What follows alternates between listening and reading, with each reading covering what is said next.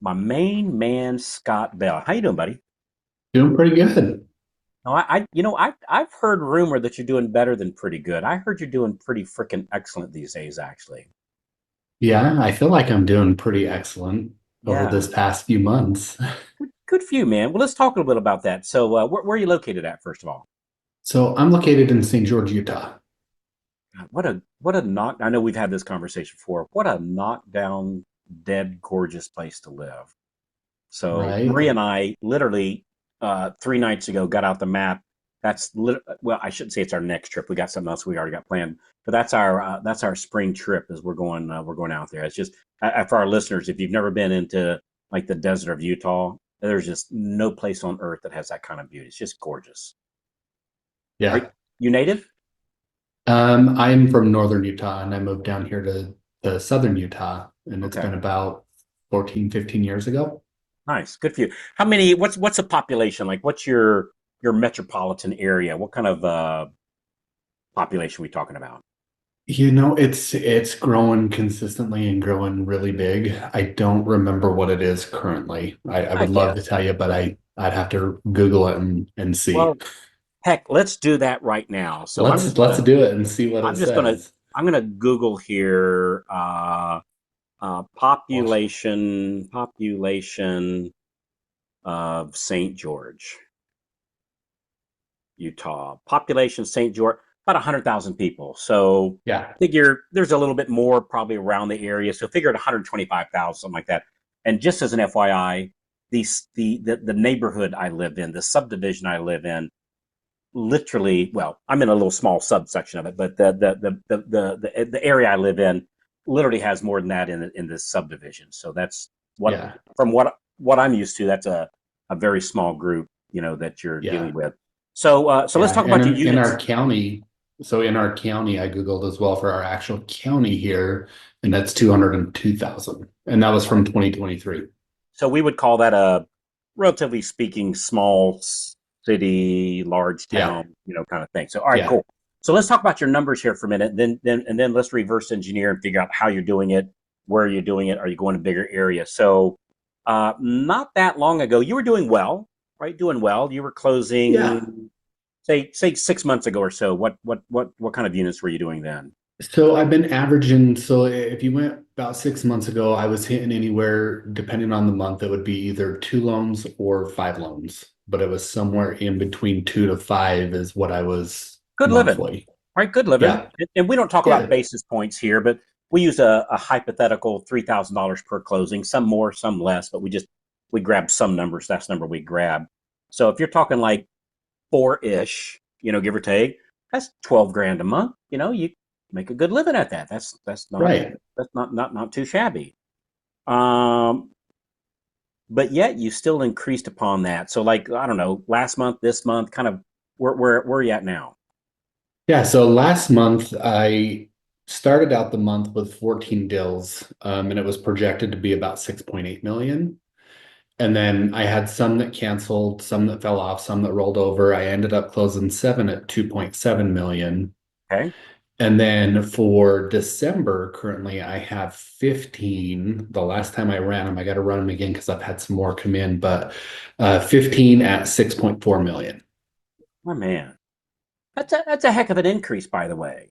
And Yeah. that's again, you were doing great before, right? Nothing shabby about three, four, five loans. Nothing shabby about that.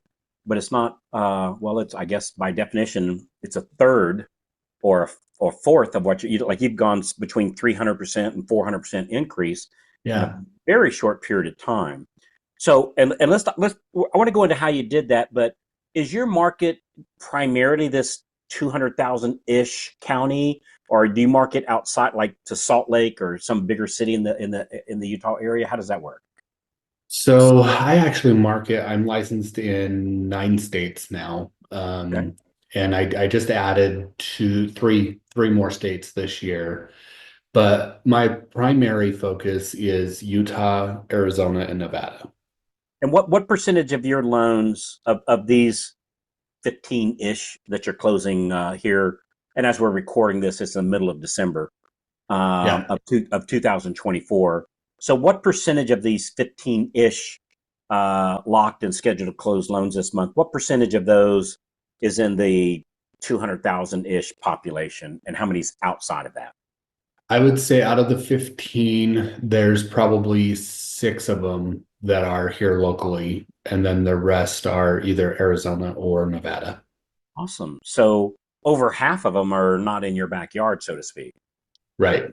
Interesting. So, well, let's talk a little bit about that. So, the way we get business local, we'll talk about that. But let's go into how are you getting business outside of your area? Do you jump in your car from time to like on a regular basis and go to these other cities, or is it all digital and Zoom meetings, or how you doing it? Not, yeah, really, it's more digital. I do from time to time, I will jump in and go see some people. Like I have a really, really great agent, a few in Las Vegas and a few out in another part of Nevada. And I'll occasionally jump in and go out and see them, go have coffee with them or go have lunch or dinner or something like that with them from time to time. So, how far is Vegas from you, more or less? Hour 45 minutes Okay, all driving right. wise, hour 45 minutes to get there. So these people know that I take it the borrower and the perhaps the agents that they're working on those files, they all know that you're not in that area and that Yeah. you're hours or hundreds of miles apart from it. How'd you start making that work? Like how did you get? Are you doing consumer direct? Are you getting realtor referrals? Like how what are you doing to get in these outside areas outside of your own home? So it all started from the very first relationship with a real estate agent. So once that one relationship kicked in, it then it then just started to go from there, right? And so it was calling or texting or doing whatever to get in front of them and to help them. But as soon as I had a transaction with them, that's where then I was able to show what I can do and how I handle everything. And from there it started to roll and started to create a snowball effect there after, because then talking with the listing agent, going through the stuff with them, they love what is happening. So then they end up starting to refer business to me. And so then it just kind of starts to become this snowball effect that has taken place. So these days, is it primarily the listing agents of the deals is how you're meeting your new referral partners? Is that the primary way, or Yeah. very Yep. interesting? Yeah, I started originally, I started doing, Thor's hammer, agents I don't know, and then pulled back on that because of the amount of deals that I was doing and the amount of people I had. Started to focus on the people I already had in my database, real estate agent wise, and then started to kind of move myself from that, and then started with the listing agents and started doing some research and stuff with them and focusing my direction there to determine if I'm going to put them into my Monday calls or not. Yeah, you know, boy, that old phone's just hard to beat it, and we all try to find different ways to make things work, and me Yeah. too, right? Me too. So I'm all the time trying different things and trying that and doing TikTok dancing videos and renting a dancing bear. Man, I've tried it all, and boy, it's just and I'm not saying those things don't work, but it just doesn't seem like anything works quite like the good old fashioned telephone. Telephone. Is that where most of your so you're calling these agents in um you're calling these agents in areas outside of yours. Like who did you decide to call on? Did you just buy a list, or did you have friends that knew these people? Like what that first introduction look like? So I actually have, well, I have Redder now, but I was using MMI and was able to pull agents up through there. And that's how I was determining. And now that I have Redder, I'm using Redder to really kind of determine who I should be focusing my time on. Got it, got it. So you're looking up their production, but do you know these agents that you're calling on, or you just grab producing agents and start calling them? Yeah, there's some that I've never even met, some I've never done anything with. Even the listing agents, some of them I've never done a deal with. I've never been on a transaction with them. And it's just that first initial call that I have with them. And I don't ask for the business on that first initial call. And then the next, I've got three more phone calls after that, if you're in a typical transaction. And So I've got 3 phone calls where I do ask for the business, but then I try to, by the end of it, either the second or the last phone call, if I've already looked up their numbers and know where they're at, I then try to get them, hey, I would love to be able to sit down and touch base with you and try to get an appointment with them. And if I can't get that appointment, then I know their numbers are good. So then I start calling them every Monday to try to get that appointment to go over what I can do to help them. And these are the listing agents on The the listing deals that you've agents. done. Okay.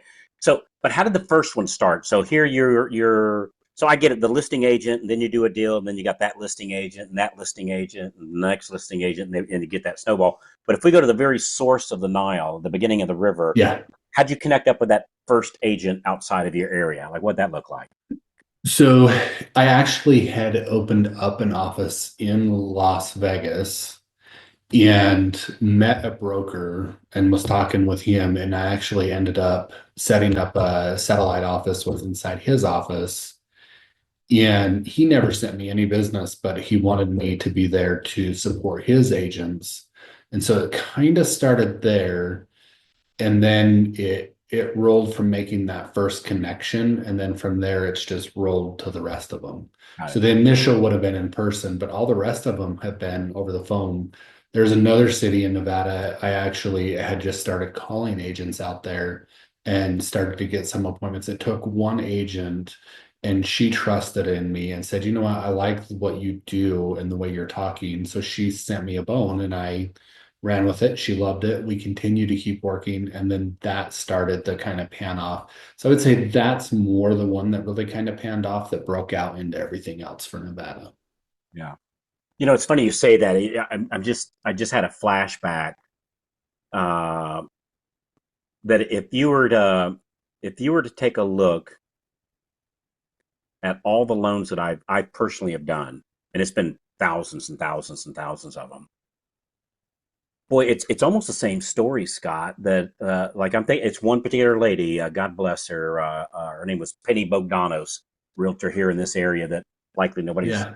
other than people around here, likely nobody's ever heard of her.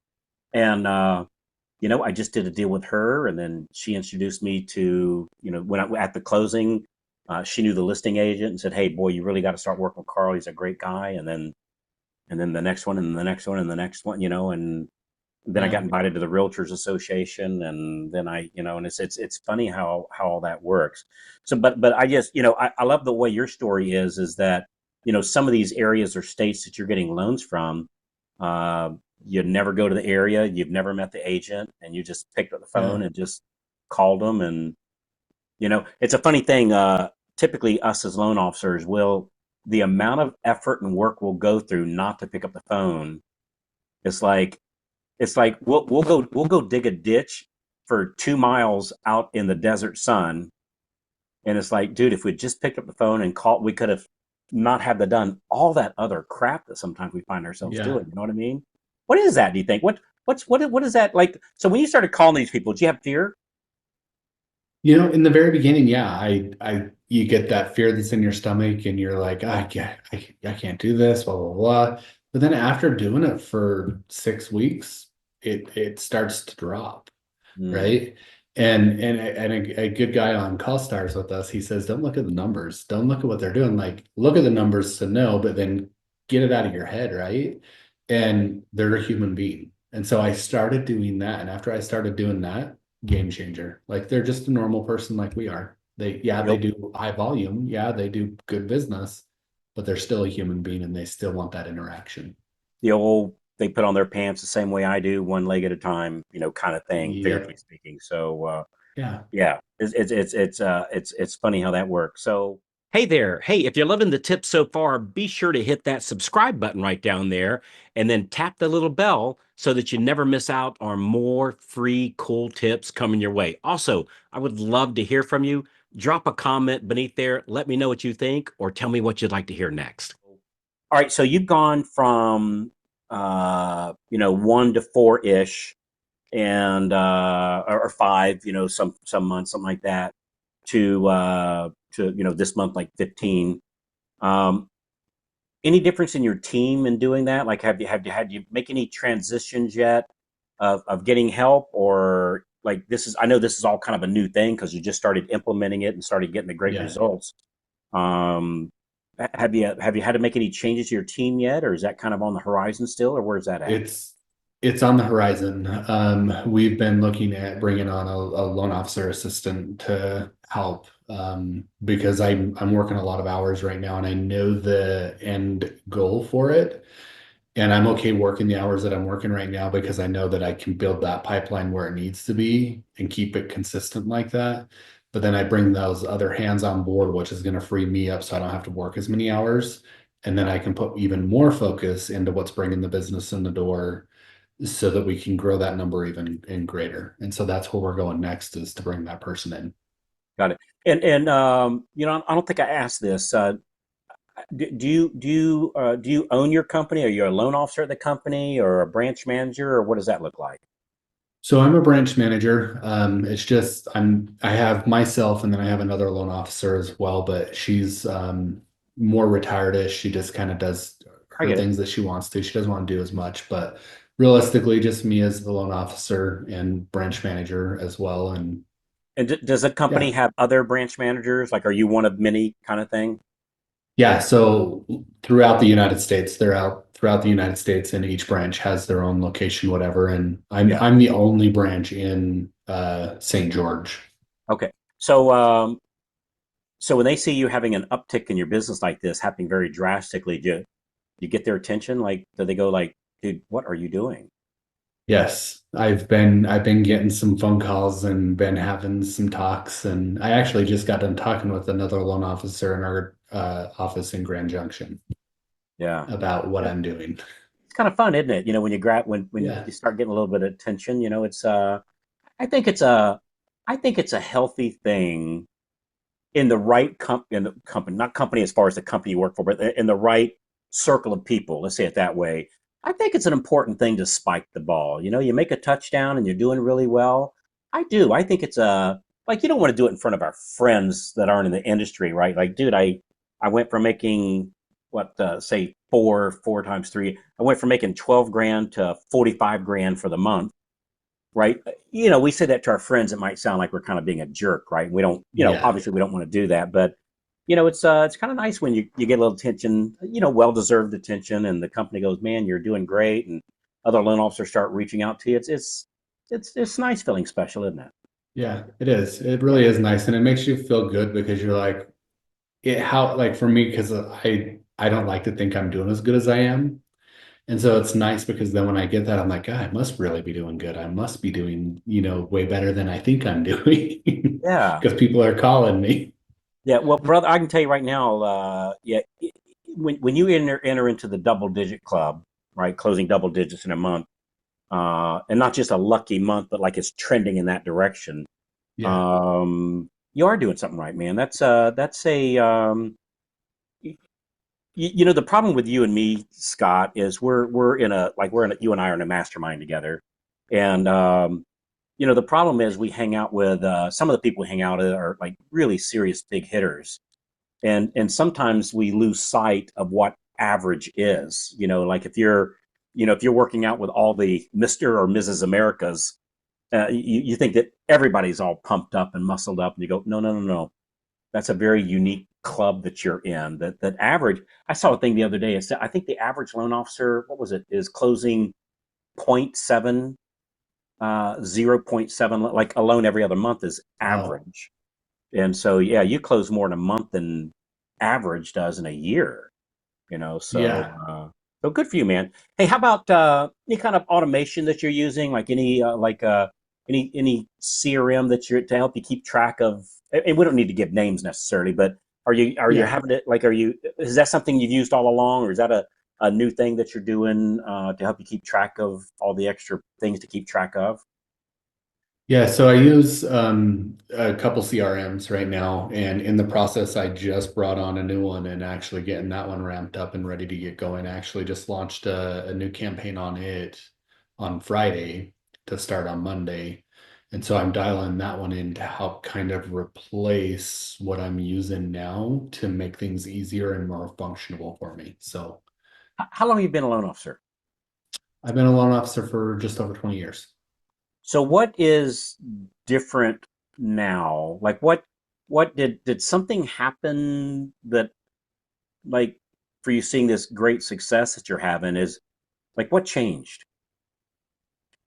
So what changed? I would say calls, honestly, calls and commitment and dialing out that 2 hours a day, like we always talk about, no matter what, and staying committed to it. Like I don't deviate from that 2 hours no matter what. I in the beginning I would be like, oh, I got this appointment with this person. They can only do this time, and I would do it. Well, it didn't take long, and I was like, I can't do this. Like this time is my time, and it's not being messed with. And so once I did that, it felt like that's where the game really started changing for me because then I was getting my calls, my 2 hours of calls in no matter what on that day, doing exactly what I'm supposed to be doing. And those are getting done. And then I'll deal with whatever problems and whatever else comes after that. Yeah. Yeah, I think it's that prospecting is the one non-negotiable, and Yeah. that that's just. And even if I have a great meeting that I could do in that time, I might lose that one meeting, but I'm getting the next 10, and that's the idea between making that Yep. time, sacred, so to speak. That it has to happen, like you said, because you know what happens. I see a lot of people they'll start to have a little bit of success, and maybe double their business. They're used to doing four, now they're doing eight, and they think they can kind of back off on the prospecting, and it doesn't work that way, does it? Like, Yeah. No. And then you start to drop yeah, fast. it's like an escalator, man. It's always moving down, and if we're not walking, if you, anytime I think I'm standing forward, there is no standing still. If I'm standing still, I'm moving backwards, and Yeah. it's a thing. So cool. Hey, so with most of your new business coming in on your update calls and then asking for the business on those calls, um, do you like? I'll see some loan officers and they'll say, "Well, I got a CRM that texts and emails out, and I send videos giving them updates and things like that, and they're missing that opportunity of that phone call, to give an update so I can actually ask for the business because that's where the money is." Um, do you still have some sort of a automated like a CRM or something that gives updates also? And in addition to that, you make your calls, or did you turn that part of your CRM off and you strictly rely on your phone calls to give the updates so you can ask for business? How do you work it? Yeah, so my CRM still sends out all the notifications. It's to me, it's a win-win. They go together, right? So, because something may happen or take place on the day that I'm not doing that call, so they get that notification when that takes place. But then they're going to get my call the following week. That's going to let them know where we're at and that this came in. And so maybe if they miss that email, they're getting my phone call from me still. Got But it. even if they did get the email or they got the text, then they're like, oh yeah, yeah, I saw that email that came through. I'm like, oh, awesome. Okay, well, here's where else this is what else has happened since that email came out. Yeah, I got it. Yeah. So basically, you almost treat it like the emails not going out, and just pick up the phone and give them a fresh update, and then that update Yep. call at the end. Hey, I'd love to work with you twice this month. Who else are you working with? Kind of thing. Is that kind of the bottom line of it? Yep. Yeah. 100%. How many of the 15 that you have slated for the month of December?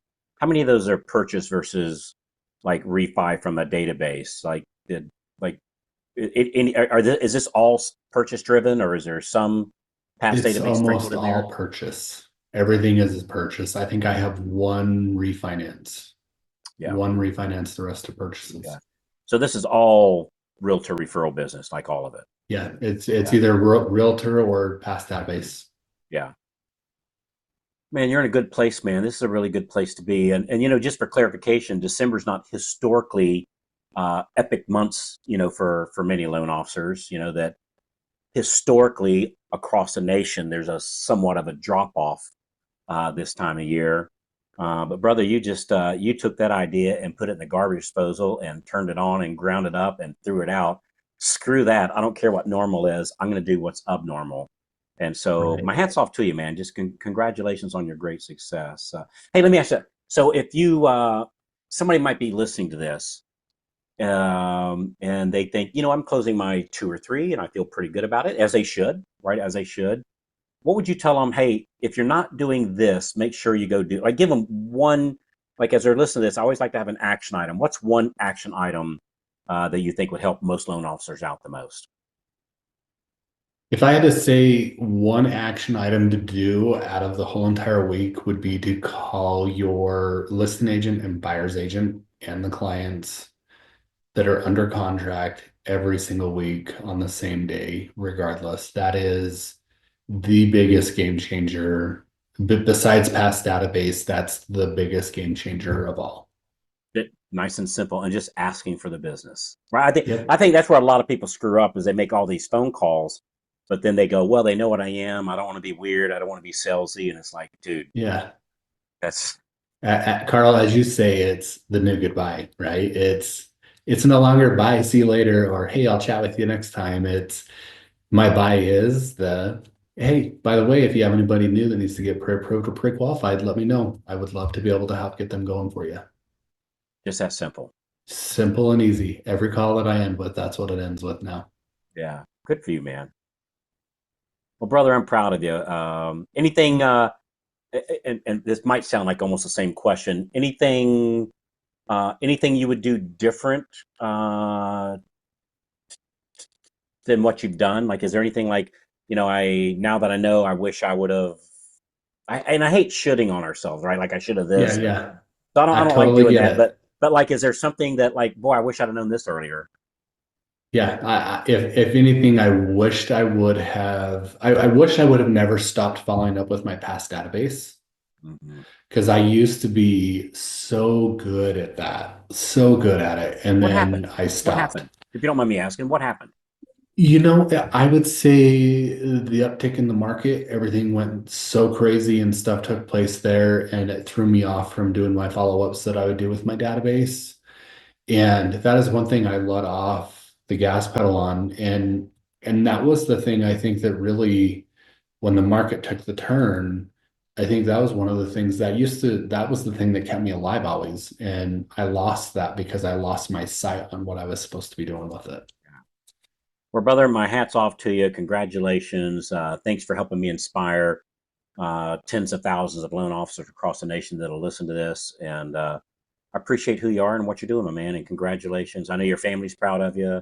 Your company, your friends are proud of you. So yeah, and you're such a humble guy. But just know it's well deserved what's happening to you, buddy. Couldn't happen to a nicer guy. So congratulations. Thank you, man. It means a lot. Cool. All right, I think that's it. So thanks again, Scott. I appreciate you, brother. Okay. Appreciate you, man. Take care. Have a good day. All right, and as you're listening here today, when you're ready to take a look, what does it take to go from two, three, four loans to 7, 15, like Scott? Like, what does that look like, and what's the activity that really does it, and what is that plan that he's following? We'd love to map that out for you. Show you what we do in the mastermind group that Scott's one of our leaders part of. Just go to getmoreloans.com. I'm getting ready to start a new group. There's going to be about 14, 15 of us in this little small group. I'll be leading it personally. And it's the exact same kind of group that Scott's in. I'm looking to do another one, and would love to see if it's a good fit for what you're doing. So probably worth a peek to see what we're doing, to see if it's something that would be a good match for you. So getmoreloans.com, getmoreloans.com. It'll take you to a calendar, and you just pick a time and date that works best for you, and we'll have a chat and see if it's show you what we're doing and see if you want to be a part of it. So thanks again, appreciate you. Thanks to Scott, and we'll see you here on the next. Well, we'll talk to you when you call in, and I'll see you on the next episode of Loan Officer Freedom. Thanks again, everybody. Bye bye.